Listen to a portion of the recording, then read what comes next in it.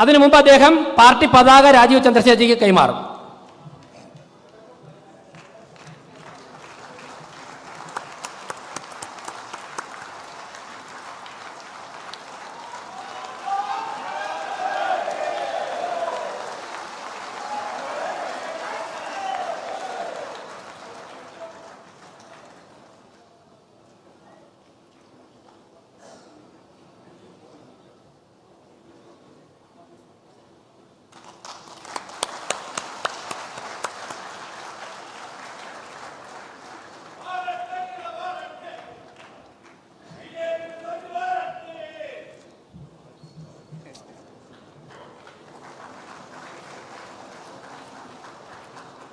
അടുത്തതായി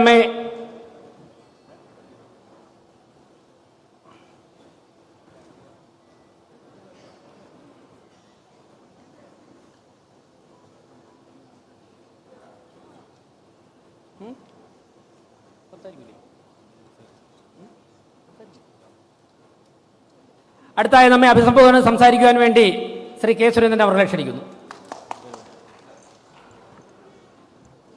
ഭാരത് മാതാ കി, ഭാരത് മാതാ കി. ഇന്നത്തെ ഈ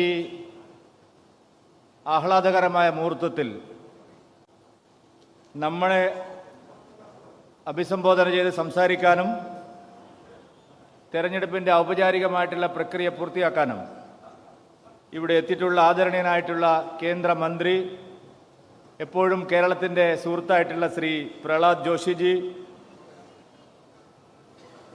ഭാരതീയ ജനതാ പാർട്ടിയുടെ പുതിയ സംസ്ഥാന അധ്യക്ഷനായി ഐകകണ്ഠേന തെരഞ്ഞെടുക്കപ്പെട്ടിട്ടുള്ള നമ്മുടെ എല്ലാവരുടെയും പ്രിയങ്കരനായ ശ്രീ രാജീവ് ചന്ദ്രശേഖർജി അവർകൾ, ശ്രീ പ്രകാശ് ജാവ്ദേക്കർജി, ശ്രീമതി അപരാജിത സാരംഗിജി, കേന്ദ്രമന്ത്രിമാരായിട്ടുള്ള ശ്രീ സുരേഷ് ഗോപി, ശ്രീ ജോർജ് കുര്യൻ, ഏറ്റവും തലമുതിർന്ന നേതാവ്, പാർട്ടിയുടെ ആദ്യത്തെ സംസ്ഥാന അധ്യക്ഷൻ ഒ രാജഗോപാൽജി അടക്കം ഈ വേദിയിലും സദസ്സിലുമുള്ള എല്ലാ മുതിർന്ന നേതാക്കൾക്കും, പാർട്ടിയുടെ സംസ്ഥാന കൗൺസിൽ അംഗങ്ങൾക്കും, എല്ലാ ജില്ലകളിൽ നിന്നുമായി ഇവിടെ എത്തിയിട്ടുള്ള മുതിർന്ന എല്ലാ പാർട്ടി ഭാരവാഹികൾക്കും, ഈ സമ്മേളനം വീക്ഷിക്കുന്ന മറ്റ് സഹപ്രവർത്തകർക്കും, ഈ സമ്മേളനം ജനങ്ങളിലെത്തിക്കാൻ ഇവിടെ എത്തിയിട്ടുള്ള മാധ്യമപ്രവർത്തകർക്കും എല്ലാവർക്കും എൻ്റെ വിനീതമായ നമസ്കാരം. ഇന്നത്തെ ദിവസം ശ്രീ രാജീവ് ചന്ദ്രശേഖർജിയുടെ വാക്കുകൾ കേൾക്കാനാണ് നമ്മളെല്ലാവരും കാത്തിരിക്കുന്നത്. അതിനു മുമ്പ് പ്രഹ്ലാദ് ജോഷി രാഷ്ട്രീയ വിഷയങ്ങൾ ഇവിടെ സംസാരിക്കും. അതുകൊണ്ട് സ്ഥാനമൊഴിയുന്ന അധ്യക്ഷൻ എന്നുള്ള നിലയിൽ അധികം സമയം പ്രസംഗിക്കാൻ ഞാൻ ഈ അവസരം ഉപയോഗിക്കുന്നില്ല. കഴിഞ്ഞ 5 വർഷം ഭാരതീയ ജനതാ പാർട്ടിയുടെ സംസ്ഥാന പ്രസിഡന്റായി നിങ്ങളുടെ എല്ലാവരുടെയും അനുഗ്രഹാശിസ്സുകളോടെ, നിങ്ങളുടെ എല്ലാവരുടെയും പിന്തുണയോടുകൂടി കഴിഞ്ഞ 5 വർഷം പ്രവർത്തിക്കാനുള്ള അവസരം എനിക്ക് ലഭിച്ചു. ഭാരതീയ ജനതാ പാർട്ടിയുടെ ചരിത്രം നോക്കിയാൽ ശ്രീ ഒ രാജഗോപാൽജി മുതൽ ശ്രീ പി എസ് ശ്രീധരൻ പിള്ള സാർ വരെയുള്ള അനേകം മഹാരഥന്മാരായിട്ടുള്ള നേതാക്കന്മാർ, രാജേട്ടൻ രാമപിള്ള സാർ,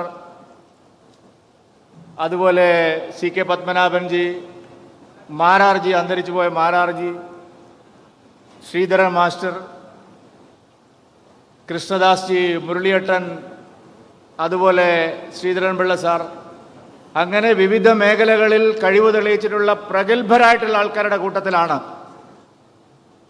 കഴിഞ്ഞ 5 വർഷത്തിന് മുമ്പ് ഒരു സാധാരണക്കാരനായിട്ടുള്ള ഒരു പാർട്ടി പ്രവർത്തകന് ഇങ്ങനെയുള്ള ഒരു അവസരം പാർട്ടിയുടെ കേന്ദ്ര നേതൃത്വവും സംസ്ഥാനത്തെ നേതൃത്വവും എനിക്ക് നൽകിയത്. കഴിഞ്ഞ 5 വർഷം ലഭിച്ച ആ ഒരു അവസരത്തിന് BJPയിൽ മാത്രമാണ് ഏതൊരു സാധാരണ പ്രവർത്തകനും അതിൻ്റെ ഏത് പദവികളിലും എത്തിച്ചേരാൻ കഴിയുന്ന ഒരേ ഒരു political party Bharatiya Janata party മാത്രമാണ് ഇന്ത്യയിൽ. അതുകൊണ്ട് ആ ആനുകൂല്യമാണ് കഴിഞ്ഞ 5 വർഷം മുമ്പ് എനിക്ക് ലഭിച്ചത്.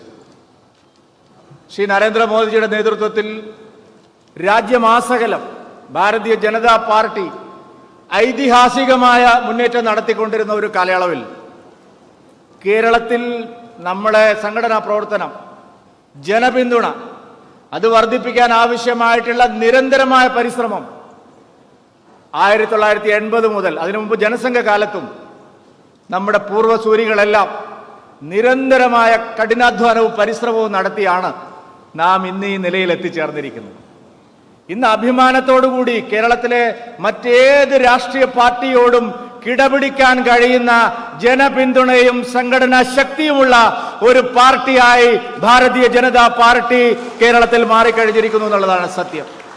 ശ്രീ നരേന്ദ്രമോദിജിയുടെ ആശയങ്ങൾ, അദ്ദേഹത്തിന്റെ നിലപാടുകൾ ഇന്ന് കേരളത്തിലെ ജനങ്ങൾക്ക് സുപരിചിതമാണ്. കേരളത്തിലെ ജനങ്ങൾ സ്വീകരിച്ചിരിക്കുന്നു. ഇവിടെ ഉണ്ടായിരുന്ന ഏറ്റവും വലിയൊരു നെറേറ്റീവ്, നിങ്ങൾ ഇങ്ങോട്ട് വേണ്ട, വിദ്യന് തെക്ക് ഇപ്പുറത്ത്, വാളയാറിന് ഇപ്പുറത്ത് നിങ്ങൾക്ക് കാലുകുത്താൻ കഴിയില്ല, കേരളം BJPക്ക് ബാലികേറ മലയാണെന്നാണ് ഇതുവരെ ഉണ്ടായിരുന്ന പ്രതീതി. എന്നാൽ കഴിഞ്ഞ 10 വർഷത്തിനിടയിൽ കേരളത്തിൽ ഇത് ബാലികേറ മലയല്ല, ഇവിടെയും കേരളത്തിലും BJPക്ക് സ്ഥാനമുണ്ട് എന്ന് തെളിയിക്കാൻ കഴിഞ്ഞ 10 വർഷത്തെ 15 വർഷത്തെ നമ്മുടെ അനുഭവം നമ്മുടെ മുമ്പിലുണ്ട്. ഇന്ന് കേരളത്തിൽ ഭാരതീയ ജനതാ പാർട്ടിക്ക് ലോക്സഭയിലേക്ക് അംഗങ്ങളുണ്ട്. 20% ജനങ്ങളുടെ പിന്തുണ നമുക്ക് കിട്ടിയിട്ടുണ്ട്.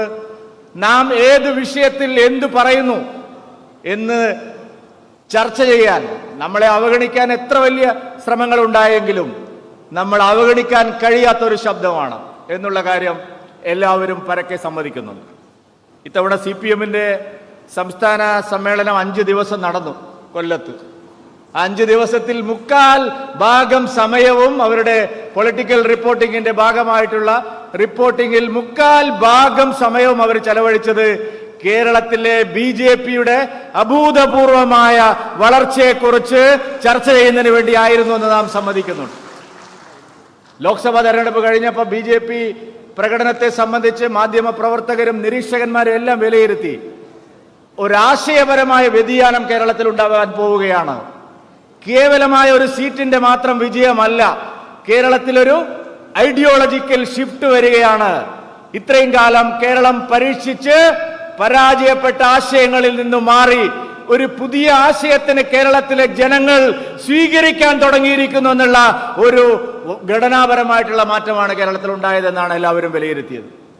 അങ്ങനെ ശക്തമായൊരു ബഹുജന അടിത്തറയും അതിശക്തമായിട്ടുള്ള ഒരു സംഘടനാ മിഷണറിയും പുതിയ അധ്യക്ഷൻ ശ്രീ രാജീവ് ചന്ദ്രശേഖർജിക്ക് അതിവേഗം കുതിച്ചു മുന്നോട്ട് പോകാനുള്ള ഒരു കരുത്താണ്. രാജീവ് ചന്ദ്രശേഖർജി പാർട്ടിയുടെ പുതിയ അധ്യക്ഷനായി വരുമ്പോൾ അദ്ദേഹത്തിന് ദൈനംദിന രാഷ്ട്രീയ പ്രവർത്തന പാരമ്പര്യമുണ്ടോ എന്നൊക്കെ ചില ആളുകൾ, മാധ്യമങ്ങൾ, ചില വിമർശകന്മാർ തുടങ്ങിയിട്ടുണ്ട്. ദൈനംദിന രാഷ്ട്രീയ പ്രവർത്തനത്തിന് പൂർണ്ണമായിട്ടും സജ്ജനായിട്ടുള്ള അദ്ദേഹത്തിന് അത് 100% ദൈനംദിനം പൊളിറ്റിക്കൽ ആക്ടിവിറ്റി നടത്താൻ കഴിയുന്ന ഒരാളാണെന്ന് തിരുവനന്തപുരത്തെ കഴിഞ്ഞ 1 വർഷത്തെ അനുഭവം നമ്മുടെ മുമ്പിലുണ്ട്. അദ്ദേഹം ലോക്സഭാ തെരഞ്ഞെടുപ്പിൽ തിരുവനന്തപുരത്ത് സ്ഥാനാർത്ഥിയായി വരുമ്പോൾ ഇതേ ചോദ്യം എല്ലാവരും ചോദിച്ചു, രാജീവ് ചന്ദ്രശേഖർജിക്ക് എങ്ങനെയാണ് ഒരു ദൈനംദിന പ്രവർത്തകനായിട്ട് വരാൻ കഴിയുന്നത്? 5 ദിവസം കഴിഞ്ഞപ്പോ വിമർശകന്മാരെല്ലാം അവരുടെ നിലപാട് മാറ്റി രാജീവ് ചന്ദ്രശേഖർജിയെ പോലെ സ്വീകാര്യനായ ഒരു നേതാവ് തന്നെയാണ് തിരുവനന്തപുരത്തിനും കേരളത്തിനും വേണ്ടതെന്ന് അവർ മാറ്റി പറഞ്ഞിട്ടുണ്ട്. അതുകൊണ്ട് രാജീവ് ചന്ദ്രശേഖർജിയുടെ 3 പതിറ്റാണ്ട് കാലത്തെ അനുഭവ പാരമ്പര്യവും അദ്ദേഹത്തിന്റെ തീക്ഷ്ണമായിട്ടുള്ള ജീവിത അനുഭവങ്ങളും അദ്ദേഹം കൈവച്ച മേഖലകളിലെല്ലാം നേടിയിട്ടുള്ള ഉജ്ജ്വലമായിട്ടുള്ള വിജയങ്ങളും കേരളത്തിലെ പാർട്ടിക്ക് നവോന്മേഷം നൽകും. ഒരു പുതിയ കുതിച്ചുചാട്ടത്തിന് അദ്ദേഹത്തിന്റെ കടിഞ്ഞാൺ, അദ്ദേഹത്തിന്റെ കയ്യിലിരിക്കുന്ന കടിഞ്ഞാൺ അദ്ദേഹം അത് ഉപയോഗിച്ച് മുന്നോട്ട് കൊണ്ടുപോകുമെന്നുള്ള കാര്യത്തിൽ സ്ഥാനമൊഴിയുന്ന അധ്യക്ഷൻ എന്നുള്ള നിലയിലേക്ക് യാതൊരു സംശയവുമില്ല. അദ്ദേഹത്തിന്റെ പേര് പാർട്ടിയുടെ സംസ്ഥാന അധ്യക്ഷ സ്ഥാനത്തേക്ക് പരിഗണിക്കപ്പെടുന്നു എന്നുള്ള ആശയം ഉരുത്തിരിഞ്ഞു വന്ന ഉടനെ തന്നെ കേരളത്തിലെ എല്ലാ BJP നേതാക്കളും ഒരുമിച്ചിരുന്ന് അദ്ദേഹം ആയിരിക്കും അടുത്ത 5 വർഷം കേരളത്തിൽ ഭാരതീയ ജനതാ പാർട്ടിയെ നയിക്കേണ്ടതെന്ന് ഐകകണ്ഠേനയാണ് തീരുമാനമെടുത്തത്. കഴിഞ്ഞ 4 മാസമായിട്ട് ഈ മുന്നിൽ നിൽക്കുന്ന നമ്മുടെ മാധ്യമ സുഹൃത്തുക്കളെല്ലാം എന്തെല്ലാം പ്രചരണങ്ങൾ നടത്തി, എന്തെല്ലാം വ്യാഖ്യാനങ്ങൾ ഉണ്ടായി, എന്തെല്ലാം ആഖ്യാനങ്ങൾ ഉണ്ടായി, അതിനെല്ലാം അപ്പുറത്താണ് ഭാരതീയ ജനതാ പാർട്ടിയുടെ കാര്യങ്ങളെന്ന് തെളിഞ്ഞിരിക്കുകയാണ് അദ്ദേഹത്തിന്റെ സ്ഥാനാരോഹണത്തിലൂടെ എന്നുകൂടി പറയാൻ ഞാൻ ഈ അവസരം ഉപയോഗിക്കുകയാണ്. ഞാൻ ദീർഘിപ്പിക്കുന്നില്ല. വളരെ ഘടനാപരമായിട്ടുള്ള പല മാറ്റങ്ങളും കഴിഞ്ഞ കുറച്ച് കാലങ്ങളായിട്ട് നമ്മുടെ പാർട്ടിക്കകത്ത് വന്നുകൊണ്ടിരിക്കുന്നു. കേരളത്തിലെ ഒരു പൊളിറ്റിക്കൽ പാർട്ടിയും കൈവയ്ക്കാൻ തയ്യാറായിട്ടില്ലാത്ത മേഖലകളിലെല്ലാം ഭാരതീയ ജനതാ പാർട്ടി കൈവച്ചിരിക്കുന്നു. സുഹൃത്തുക്കളെ, 280 പാർട്ടി മണ്ഡലം പ്രസിഡന്റുമാരിൽ 39 വനിതാ മഹിളാ പ്രസിഡന്റുമാരെ നിയമിക്കാൻ ഭാരതീയ ജനതാ പാർട്ടിക്ക് സാധിച്ചിരിക്കുന്നു. CPM-നോ കോൺഗ്രസിനോ 2 പതിറ്റാണ്ട് കഴിഞ്ഞാലും സ്വപ്നം കാണാൻ കഴിയാത്ത ഒരു നേട്ടമായി ഞാൻ അതിനെ കണക്കാക്കുകയാണ്. അവർക്ക് സ്വപ്നം പോലും കാണാൻ കഴിയില്ല. 30 ജില്ലാ കമ്മിറ്റികളിൽ 4 ജില്ലാ കമ്മിറ്റികളെ നയിക്കുന്നത് വനിതാ രത്നങ്ങളാണ്. നാരി ശക്തി എന്നുള്ളത് ഒരു മുദ്രാവാക്യം മാത്രമല്ല ഭാരതീയ ജനതാ പാർട്ടിക്ക്, അതൊരു യാഥാർത്ഥ്യമാണ് എന്ന് തെളിയിക്കാൻ നമുക്ക് കഴിഞ്ഞിട്ടുണ്ട്. 31 SC മണ്ഡലം പ്രസിഡന്റുമാർ, പട്ടികജാതിക്കാരുടെയും പട്ടികവർഗക്കാരുടെയും കാര്യങ്ങൾ സംസാരിക്കുന്ന മറ്റു പാർട്ടികൾ അവർക്ക് എവിടെയാണ് സ്ഥാനം കൊടുത്തിരിക്കുന്നത്? ഇന്നലെ കൊടിക്കുന്നിൽ സുരേഷ് പറഞ്ഞിരിക്കുന്നു, ഒരു പട്ടികജാതിക്കാരനാണെന്നുള്ളതിന്റെ പേരിൽ ഞാൻ കോൺഗ്രസിനകത്ത് അവഗണന നേരിടുകയാണ്. ആ കാലത്താണ് 31 പട്ടികജാതി മണ്ഡലം പ്രസിഡന്റുമാരെ നിയമിക്കാൻ ഭാരതീയ ജനതാ പാർട്ടിക്ക് സാധിച്ചിരിക്കുന്നത്. 8 പട്ടികവർഗ മണ്ഡലം പ്രസിഡന്റുമാരെ, ST മണ്ഡലം പ്രസിഡന്റുമാരെ കേരളത്തിൽ ഭാരതീയ ജനതാ പാർട്ടിക്ക് ഈ സംഘടനാ തെരഞ്ഞെടുപ്പിൽ സാധിച്ചിട്ടുണ്ട്. ഭാരതീയ ജനതാ പാർട്ടി ഹിന്ദുക്കളുടെ മാത്രം പാർട്ടിയാണ് എന്നുള്ള ഒരു ആക്ഷേപം എപ്പോഴും നമുക്കെതിരെ ഉയരുന്നതാണ്. അല്ല, ഇത് എല്ലാവരുടെയും പാർട്ടിയാണ്. കേരളത്തിൽ ആരൊക്കെ ജീവിക്കുന്നുണ്ടോ അവരുടെ എല്ലാവരുടെയും പാർട്ടിയാണ് ഭാരതീയ ജനതാ പാർട്ടി എന്ന് നമുക്ക് നമ്മുടെ അനുഭവത്തിലൂടെ തെളിയിക്കാൻ കഴിഞ്ഞിട്ടുണ്ട്. ഇത്തവണ 30 ജില്ലാ പ്രസിഡന്റുമാരിൽ 3 ജില്ലാ പ്രസിഡന്റുമാർ ക്രൈസ്തവ സമുദായത്തിൽ നിന്നുള്ളവരാണ് എന്ന് അഭിമാനത്തോടെ പറയാൻ എനിക്ക് സാധിക്കും. ഏതെങ്കിലും 3 ജില്ലാ കമ്മിറ്റികളല്ല. ഇതാ ഇവിടെ ഇരിക്കുന്നുണ്ടല്ലോ സുരേഷ് ഗോപിജി, നമ്മുടെ കേന്ദ്രമന്ത്രി. അദ്ദേഹം തിരുവനന്തപുരത്ത് ജയിച്ച 6 ലീഡ് ചെയ്ത 6 മണ്ഡലങ്ങളിൽ 4 മണ്ഡലങ്ങളും ഉള്ള ജില്ലാ കമ്മിറ്റിയാണ് ഞങ്ങൾ ക്രൈസ്തവ സമുദായ തൃശൂർ ആ 4 അസംബ്ലി മണ്ഡലങ്ങൾ ഉൾപ്പെടുന്ന ജില്ലാ കമ്മിറ്റിയാണ് ഒരു ക്രൈസ്തവ നേതാവിനെ നയിക്കാനായിട്ട് ഭാരതീയ ജനതാ പാർട്ടി തീരുമാനിച്ചിരിക്കുന്നതെന്നുള്ള കാര്യം പറയാൻ ഞാൻ ആഗ്രഹിക്കുകയാണ്. അവിടെ മാത്രമല്ല, കോട്ടയത്ത് ഭാരതീയ ജനതാ പാർട്ടിക്ക് ഏറ്റവും സ്വാധീനമുള്ള സ്ഥലങ്ങളിൽ, ഇടുക്കി ജില്ലയിൽ BJPക്ക് ഏറ്റവും സ്വാധീനമുള്ള സ്ഥലങ്ങളിൽ 3 ക്രിസ്ത്യൻ ജില്ലാ പ്രസിഡന്റുമാരെ ഇത്തവണ നിയമിക്കാൻ സാധിച്ചിട്ടുണ്ട്. എല്ലാ വിഭാഗം ജനങ്ങളെയും, എല്ലാ ക്ലാസുകളിലുള്ള ജനങ്ങളെയും, എല്ലാ തരത്തിലുമുള്ള സാമൂഹ്യമായിട്ടുള്ള വിവേചനത്തിന് വിധേയമായിട്ടുള്ള ജനവിഭാഗങ്ങളെയും പാർശ്വവൽക്കരിക്കപ്പെട്ടവരെയും സംസ്ഥാനത്തും മണ്ഡലങ്ങളിലും ബൂത്തുകളിലും നേതൃനിരയിലേക്ക് ഉയർത്തിക്കൊണ്ടുവരാനുള്ള കഠിനമായിട്ടുള്ള പരിശ്രമം കഴിഞ്ഞ കുറച്ചു കാലമായിട്ട് BJP നടത്തിക്കൊണ്ടിരിക്കുകയാണ്. അതിന്റെ ഗുണം ഈ നാട്ടിലെ ജനങ്ങൾക്ക് ഭാരതീയ ജനതാ പാർട്ടിയിലുള്ള വിശ്വാസം വർദ്ധിക്കാൻ സഹായകമായിട്ടുണ്ട്. ഒരു കാര്യം മാത്രം പറഞ്ഞുകൊണ്ട് ഞാൻ അവസാനിപ്പിക്കാം. 3 മുന്നണികളുള്ള സംസ്ഥാനമാണ് കേരളം. മറ്റ് പല സംസ്ഥാനങ്ങളും 2 മുന്നണികളോ 2 പാർട്ടികളോ മത്സരിക്കുന്ന സ്ഥലമാണ്. 3 മുന്നണികൾ ഓടുമ്പോൾ 3-ാം സ്ഥാനത്ത് നിൽക്കുന്ന ഒരു മുന്നണിയെ നയിക്കുക അല്ലെങ്കിൽ ഒരു പാർട്ടിയെ നയിക്കുക എന്നുള്ളത് കേരളത്തെ സംബന്ധിച്ച് അനുഭവത്തിന്റെ അടിസ്ഥാനത്തിലാണ് വളരെ ശ്രമകരമായിട്ടുള്ള ഒരു ജോലിയാണ്. കാരണം ഇവിടെ കൈ നനയാതെ മീൻ പിടിക്കണമെന്ന് ആഗ്രഹിക്കുന്ന പ്രതിപക്ഷമാണ് ഇരിക്കുന്നത്.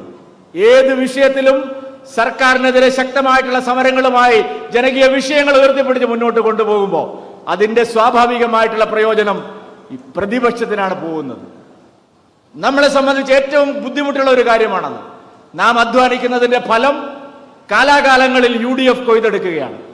പക്ഷെ നാം കഴിഞ്ഞ കുറച്ച് കാലങ്ങളായിട്ട് നിശ്ചയിച്ചു, LDFനെ ആശയപരമായി നേരിടുമ്പോഴും സർക്കാരിനെ രാഷ്ട്രീയമായി നേരിടുമ്പോഴും അതിന്റെ ഒരു ആനുകൂല്യവും UDFന് ലഭിക്കാൻ പാടില്ല എന്നുള്ള വളരെ കൃത്യമായ ഒരു നിലപാട് സ്വീകരിച്ചുകൊണ്ടാണ് നാം കേരളത്തിൽ മുമ്പോട്ട് പോയത്.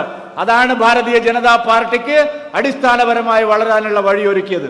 ദൗർഭാഗ്യകരമെന്ന് പറയട്ടെ, തദ്ദേശ സ്ഥാപനങ്ങളിൽ പലതരത്തിലും UDF BJP മെമ്പർമാരെ സ്വാധീനിക്കാനുള്ള ശ്രമങ്ങൾ നടത്തിയപ്പോഴെല്ലാം കണ്ണിലെണ്ണയൊഴിച്ച് കാത്തിരുന്ന് ഒരു പഞ്ചായത്തിൽ പോലും UDFുമായിട്ടോ LDFുമായിട്ടോ സഹകരിക്കാൻ പാടില്ല എന്നുള്ള കർശനമായ നിലപാട് പാർട്ടി എടുക്കുകയും 50-ൽ പരം മെമ്പർമാരെ ദുഃഖത്തോടു കൂടിയാണെങ്കിലും അവരെ പാർട്ടിയിൽ നിന്ന് സസ്പെൻഡ് ചെയ്യുകയും ഒരു തരത്തിലും UDFും LDFുമായിട്ട് നീക്കുപോക്കില്ലാതെ സ്വതന്ത്രമായ നിലപാട് സ്വീകരിച്ച് മുന്നോട്ട് പോകണം എന്ന് തീരുമാനിച്ചതിന്റെ അടിസ്ഥാനത്തിലാണ് ഈ മാറ്റങ്ങൾ ഉണ്ടായിരിക്കുന്നത്. കഴിഞ്ഞ ഒരു ദശാബ്ദം നമ്മളെ സംബന്ധിച്ചിടത്തോളം ഭാരതീയ ജനതാ പാർട്ടിയുടെ വളർച്ചയുടെ ദശാബ്ദമാണ്. ഇനി വരുന്ന ദശാബ്ദം ഭാരതീയ ജനതാ പാർട്ടിയുടെ ഭരിക്കാനുള്ള കേരളം ഭരിക്കാനുള്ള ദശാബ്ദമാണ്. ആ ദശാബ്ദത്തിൽ പാർട്ടിയെ നയിക്കാനുള്ള ഭാഗ്യം ശ്രീ രാജീവ് ചന്ദ്രശേഖർജിക്ക് ലഭിച്ചിരിക്കുന്നു. അദ്ദേഹത്തിന് അതിന് വിജയത്തിന്റെ പാതയിലേക്ക്, വിജയപഥത്തിലേക്ക് ഭാരതീയ ജനതാ പാർട്ടിയെ നയിക്കാൻ നിങ്ങളുടെ എല്ലാവരുടെയും അനുഗ്രഹത്തോടെ എല്ലാവിധ ആശംസകളും നേർന്നുകൊണ്ട്, എല്ലാവിധ ഭാവുകങ്ങളും നേർന്നുകൊണ്ട് ശ്രീ രാജീവ് ചന്ദ്രശേഖർജിയെ അഭിനന്ദിച്ചുകൊണ്ട് ഞാൻ എന്റെ വാക്കുകൾ അവസാനിപ്പിക്കുന്നു. നിങ്ങൾക്ക് നമസ്കാരം. ഭാരത് മാതാ കി